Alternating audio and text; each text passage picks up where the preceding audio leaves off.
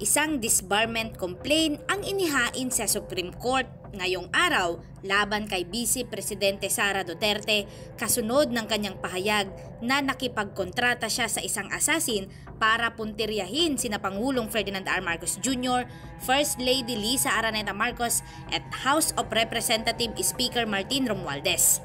Sa kanyang liham na inihain sa mataas na tribunal, hinimok ni Presidential Advisor on Poverty Alleviation Secretary Larry Gadon ang korte na kumilos laban sa Vice Presidente, ang anak ni dating Pangulong Rodrigo Duterte. Binanggit ni Gadon na ang live online press conference ni Duterte noong November 23 ay nasa maraming social media platforms at nakita ng milyong-milyong Pilipino. Iniulat sa telebisyon, radyo at pahayagan at ngayon ay naging pangkalahatang kaalaman ng publiko na maaring bigyang pansin ng hukuman. Sinabi ni Gadon na sa isang nakaraang insidente noong siya ay alkalde pa ng Davao City, si Sara ay sumuntok at nagdulot ng pinsala sa isang sheriff na noon ay nagpapatupad ng isang utos ng korte. Ngunit hindi siya na-disbar o hindi man lang bababa sa pagsususpinde. Kasunod ng kontrobersyal na online rant ni Vice Presidente, sinabi ni National Security Advisor Secretary Eduardo Año noong linggo na ang lahat ng banta sa buhay ng Pangulong Marcos ay masusing iniimbestigahan na at itinuturing na isang bagay na pambansang seguridad. Inilarawan ng mga mambabatas sa pangunguna ni House Speaker Martin Romualdez ang pahayag ni Duterte bilang kriminal, destabilizing at direktang banta sa demokrasya. Noong Martes, formal nang hiniling ng National Bureau of Investigation kay Duterte na ibigay ang kanyang panig sa mga investigador sa Biyernes kaugnay sa kanyang mga pahayag. Ang nababasa naman natin sa balita na ang NBI ay isusubina siya para doon sa alamin yung tungkol doon sa assassin na kanyang kinausap. At ang Department of Justice naman ay nagsabi na kanilang iimbestigahan itong assassination plot na dinoo ni VP Inday Sara. Sir, if hypothetical, if hindi action na ng Supreme Court yung gano'n nyo, what will be your next step? Magpapile ako ng impeachment sa lahat ng justices dahil hindi nila tinutupad ang kanilang tungkulin. Kung hindi nila i-impeach ay i-disbar si Sara dahil dito, I will file an impeachment case against all of the justices. Anyway, that's one of the plans.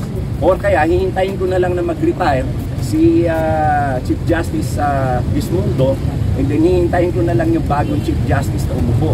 Kasi ito si Chief Justice Ismundo ay sunod-sunuran kay Maridic Yonin. At meron na mapapalit sa kanya na pagiging Chief Justice na susunod.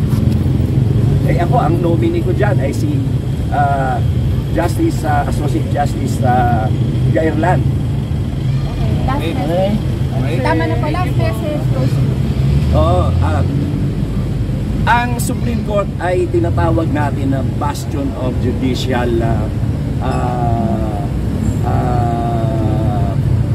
ang Supreme Court ay isang tagapagpatupad at taga-interpret ng batas. Sila ang nagpoprotekta ng batas ng Pilipinas. Ngayon, ito ay isang pagsubok sa kanila. Vice President, tingnan natin ang tigas nila. Kaya nga tirain mo, ang tagal na nun, pero yung Supreme Court hindi kumikilos. Hindi nga sa suspended. Ako dahil lang sa video, suspended agad. At hindi lang yun. Tiniswindi ako hindi ko alam. Saka nakakita ng ganun. Tapos wala kong audio. Bigay mo, sinuspindi nila ako. I was not even given a chance to explain. Tapos binisbar ako na inuuna pa nila i-media rather than giving me a copy. Hindi ako muna binigyan. Inuuna nila i-announce sa media. So ito talaga Supreme Court, anti-Marcos ito eh. Because I am credited to have awakened a lot of Filipinos na ito ka ng Marcos na mabuti. Kaya yan ang galit na galit sa akin yung mga justices sa Supreme Court.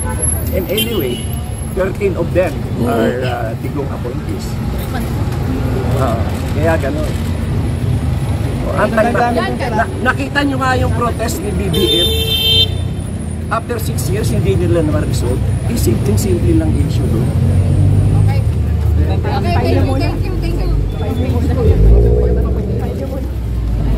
ano na, oh, nga pala. O, kuhanan nyo na. Actually, nasa Viber. Ah, ito na yung pinadala ko. Ay, hindi na nakatagal ko yan. Ito na, ito. So yung pinadala sa Viber pwede na? Ito na yan. Ganito po, if you want yung file nito, please contact Miss Aggie, yung staff namin. Pakiiwan na lang po yung number nyo, name, and network. Please, thank you. Pogi ka dito. Sigurado yan, ha? Si Sara din, ganun din. Ang ibig sabihin nito, there is no need for a formal affidavit. Tulpan.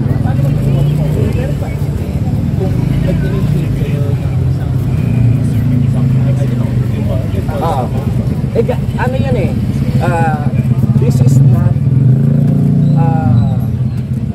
strictly a complaint, but this is just a letter. Yes. Just a letter. I'm telling them to exercise their power of appropriate. Kasi ganun, ginawa nila sa akin. Okay, file na muna. Later po. Si Sek Gadon dito. Saan tayo? Ayan na po mga kababayan. Loob po ito ng Supreme Court mga kababayan. At ayan na. Yari na. Environment case laban naman dito kay Vice President Sara Duterte. Ito ay may kinalaman doon sa ginawang pagluwa ni President Tony! Isang linggo naman dyan. Sa baba mo kaya. Tony, isang linggo nga po din, sir. Isang tingin yan. Yun! Sir, hindi ako. Behave na kayo, guys. Sinakakuha.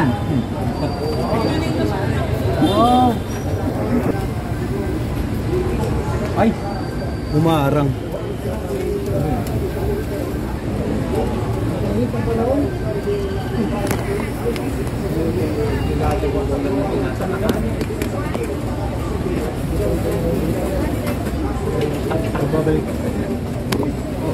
Ayan, so yan po mga kababayan, oh. Dito yung mga kasama natin media, nag-aabang po kaya Sikla Argadon. At ito po ang inaabangan natin ngayon dito. Ay doon. Go!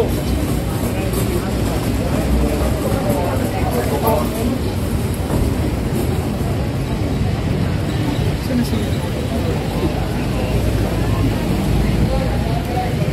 Sir, pakita mo! Sir, pakita mo! Sir, dito ka, sir! Officially received. Meron din, sir.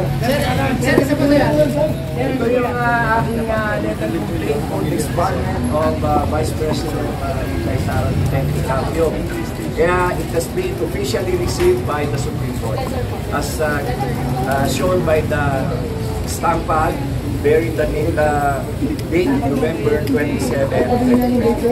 Yeah. Steady lang, sir. Steady lang. Parang po namin ang tutak, sir. Sir, dito ka lang. Steady lang. Stay put ka lang, sir. Stay put para makuha na, sir, yung dito sa akin. Dito sa live po.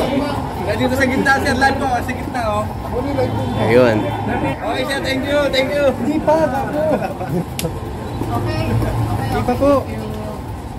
Orny! Actually, ninigilan ako ni Presidente Bongbong Marcos na i-file ito. Pero sabi niya, it's my own decision. Okay.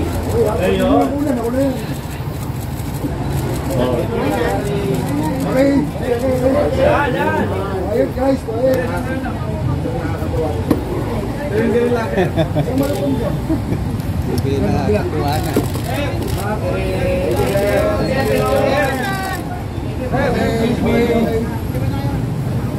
Thank you, sir. Rika na, magbilang ka na tayo.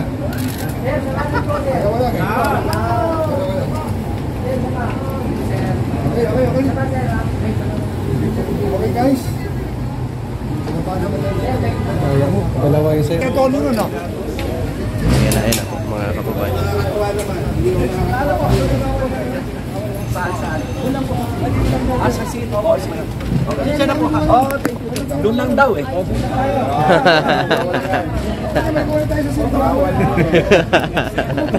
Bawal pa eh, wala pa. Opo, binigay ko na po.